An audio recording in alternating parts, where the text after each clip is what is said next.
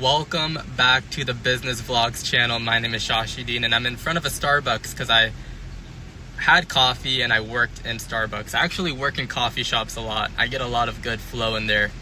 I get a lot of deep work done in there. But I love coffee and I love coffee shops. I just get into the flow. But yeah, as for progress so far, the partnership is going to happen, as mentioned in the previous video. He's a content specialist, a video content specialist, which is super important because video is my primary growth tool when it comes to getting leads, right? Primarily YouTube, and I use other platforms to redirect back into the YouTube. So I have like a really good content flywheel for B2B content, business to business content. For the next few days, I have a few calls scheduled. One of them is pretty promising. It's more of like a podcast or interview with a CEO of a software as a service company. I'm pretty pissed today because I was not able to get access to my office space. It's locked up. The building is locked up. My key card does not work anymore to get into the building, so it's a little bit of a bug that needs to get fixed. So that's a little messed up. I'm a little pissed about that. But either way, yeah, when it comes to the value proposition, I'm going to identify it from marketing, from a cold acquisition marketing campaign. So the way I will figure that out is through the lead magnet. Okay, so the lead magnet, I believe, will be a combination of podcast and coaching session, because I've been conducting coaching sessions with B2B AI service providers. Okay, so AI automation agencies, pretty much, right? Productized services. I've been doing the coaching sessions, and having the combination of podcast, so you get brand awareness to your business and you get the coaching session for free, right? That would then lead into the value proposition, because what I'd be able to do is I'd be able to gather intelligence of their business, both the good and the bad, the good in the podcast, the bad in the coaching session, to then formalize the value proposition, right?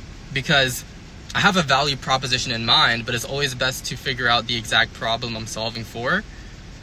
That way it's like, cool, I can deliver on the spot, and then I formalize and validate the value proposition to then do it for the other marketing channels, which would consist of affiliate acquisition, and then warm acquisition through organic content, and then paid acquisition using the warm audience.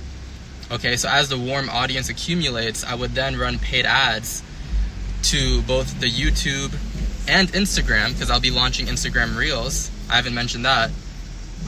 It would start with Instagram first, because Instagram is really good for targeted ads to people who are ready to buy. So these are problem and solution aware buyers who are ready to buy a solution, right? Instagram meta ads is the best for targeting these people. And then, once the value proposition is validated through the lead magnet, it would then make sense to run Instagram ads that don't include the lead magnet and simply include the value proposition, right? Because these people are ready to buy, right? And then after the Instagram ads would be YouTube ads.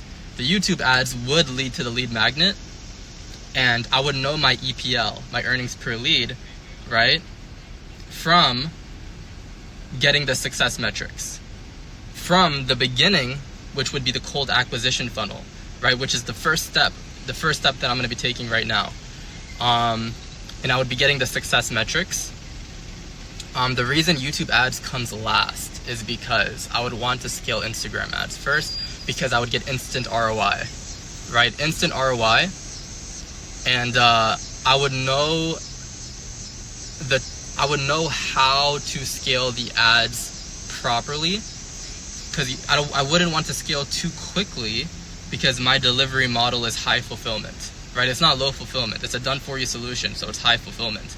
So I can since it's instant ROI on the Instagram ads, it would be I would be able to time the ad budget accordingly, right? And I would have all the metrics to do it properly, right? So it goes from cold acquisition funnel to affiliate acquisition funnel, so utilizing other people who have the distribution, and I have the network for that, and then organic acquisition, so warm organic acquisition for free, and then paid warm acquisition, right? So this isn't paid acquisition going to a cold audience. This is paid acquisition going to a warm audience. People who already know who I am, people who I've built likability and trust with. These are the people I'd be running paid advertising to. You know, I'm not a Walmart, I'm not a Target, I'm not an Amazon. So I see a lot of people running ads to cold audiences, trying to nail the best ad copy, right? And they get opt-ins, but then their sales funnel is they put too much weight into their sales funnel, because you don't have so much trust, you have to work 150 times harder to get the sale, right? Because you have to build trust during the sales conversation. So I'm thinking as like a multi-billion-dollar business, because I have experience in the sales industry, and I've studied and operationalized big companies, right? As an operationalist myself, as an operations analyst. So I see the insides and outs of all these companies. So I see all the patterns. I know what works, I know what doesn't. Of course, I'm going to make mistakes, and I'm going to tell you guys about my mistakes. Like, the number one mistake I made so far in my business journey, for this journey specifically, is doing a call to action to a lead magnet that wasn't validated to my warm audience, right? So like, I got very little responses to my call to action when I did it. And the reason I got so little responses is because I didn't validate it with a cold audience first. So it always starts with a small market advisory board to validate the lead magnet. And then I would formalize and validate the value proposition from the lead magnet by getting the intel, by gathering the intelligence from the lead magnet. And then it's like, okay, cool, now I know the lead magnet and the value proposition to do it effectively with my warm audience, both organically and paid, right? And then from there, just keep scaling. And then the plan is to go from the high fulfillment model to a low fulfillment model that I can scale more, right? More efficiently, right? Because with a low fulfillment model, you can actually scale faster. But the mistake people make is they start with a low fulfillment before high fulfillment.